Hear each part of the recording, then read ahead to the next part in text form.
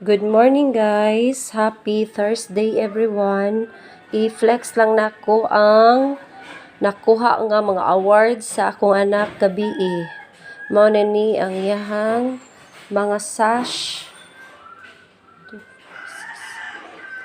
Naka-receive siya og sash na po kabuok. Then 1 certificate.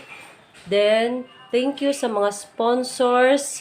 Sila si Ate Marites o si Kuya Kobe sa Saison Farm, sa Mars Trading and Waxing Salon, si Romilin Sokib, salamat day, si Dilatory Store and Internet Cafe, si Ate Bibi, salamat kaayo sa inyong pagtambong, si Police Lieutenant Sosimo Ravanis, ang founder sa Ravanis Clan o kagamahan. Salamat jud kaayo, always supportive kay tanan. Ang iFern Glass na mahimutang sa Ingatmunan, Balamban, Cebu.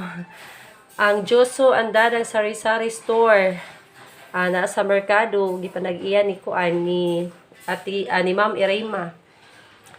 Ang Balamban Massage Center, gipanag-iya ni Rosana.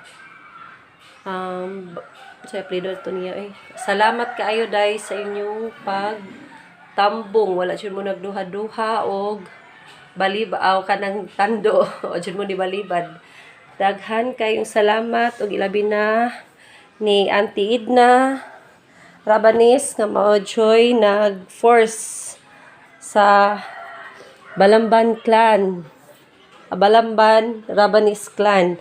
Daghan kayong salamat nila ni Kuya Noel, Agaw Cirilo, sa pato daghan, Tita Sing, Tatay Rudy, o sa iyang brad si Francisco Rabanis, si Ate Jovi, si Emily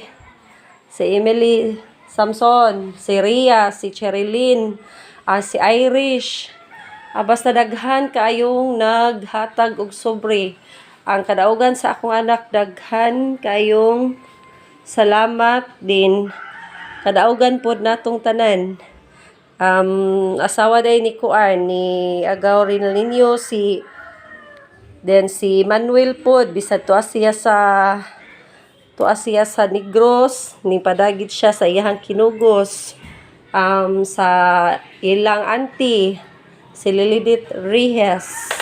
Salamat kaayo bi. Kinsa pa man ha, daghan kay ko mga igsuon.